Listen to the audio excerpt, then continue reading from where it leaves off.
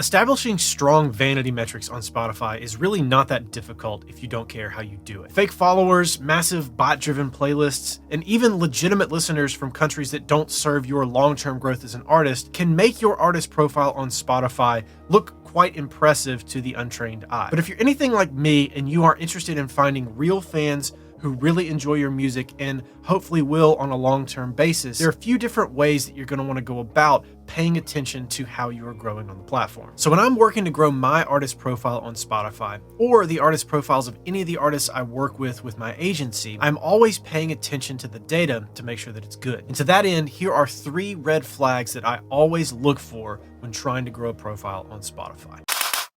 Now, before we dig in, if you want to learn more about how to market your music and grow as an artist, then I hope you'll join the Monday Marketer. The Monday Marketer is a weekly email that I send out every Monday morning with one actionable music marketing tip to help you grow as an artist. So if you want to sign up for the Monday Marketer, you can do that at tomdupreethe3rd.com, and I will leave a link to do that in the description of this video. So the first red flag I look for when I'm trying to grow on Spotify is who is listening and where are they from, and most specifically, which countries are listening. So specifically when using Facebook ads to grow on Spotify, I am always looking at the country breakdown for my results here on the platform. So here I have everything broken out and arranged by impressions. So you can see on the left side all the countries where I have gotten click-throughs and conversions over the past 30 days. I have the time period set to the last 30 days so that it more or less lines up with the trailing 28-day window on Spotify. So what I'll do is I'll come in here and I'll look at the countries that are clicking through the most on my ads, and then I'll come to the audience tab here on Spotify for artists, and I'll compare that data to make sure there's at least a loose correlation. So if I look back on Facebook, you can see that the US, Canada, UK, and Australia are my top 4 countries. If we come over here to Spotify, you can see that the US is my top country. That's good. Coming down the list, I've got the UK and Canada. And then if I come down a little bit further, I've got Australia as well. So when I'm looking at this data, the red flag that I'm looking for is whether or not there is not a correlation. If I see a lot of results on Facebook, but I'm not seeing that country have any results on Spotify, that's a red flag to me. So what I'll do is I'll come to my ad set, I'll remove that country from my targeting, I'll restart it back up, and then I'll pay strict attention again to make sure that these countries on Facebook and these countries on Spotify are correlating.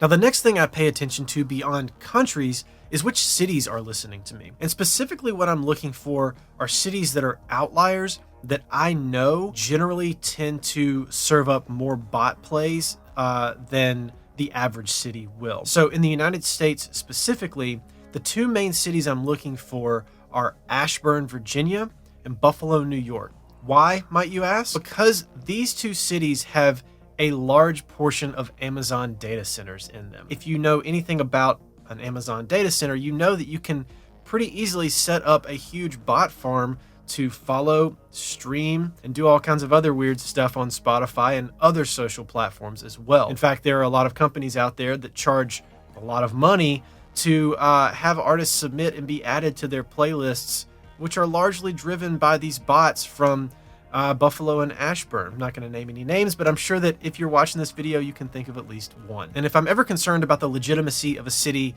that I am not as familiar with and I see it stick out here in Spotify, I'll go to this little website. This is datacenters.com. Datacenters.com will tell you the location of every AWS center in the United States, but it will also tell you the location of data centers that are not Amazon affiliated globally. Here you can see all these AWS data centers in Ashburn, Virginia, Ashburn, Virginia, Ashburn, Virginia, Ashburn, Virginia. If you see Ashburn, Virginia at the top of your artist profile and you've been added to a bunch of playlists, odds are those are not real streams.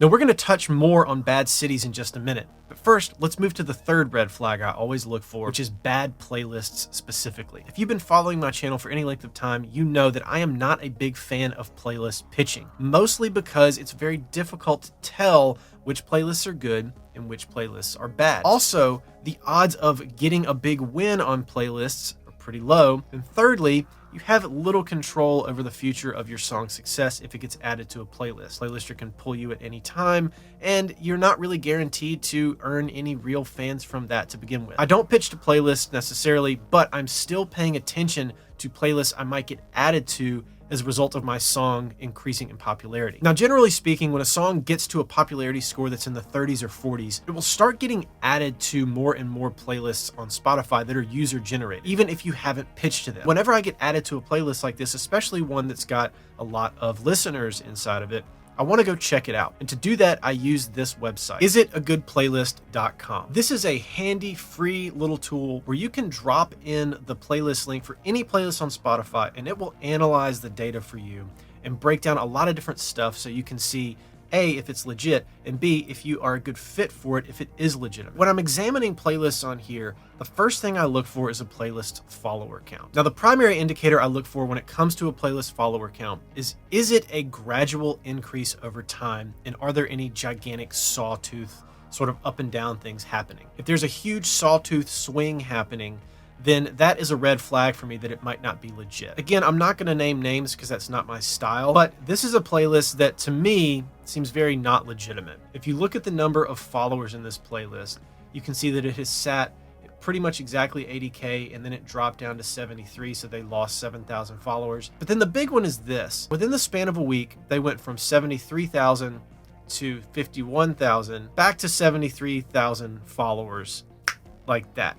No big deal. That screams red flag to me. This is a playlist I probably want to avoid. And if I've been added to it without pitching to it, I'm going to figure out how to get in touch with this playlist and ask them to remove my song. For comparison, a playlist that has good, solid growth over time will look something like this. This playlist has gone up over time pretty much like clockwork.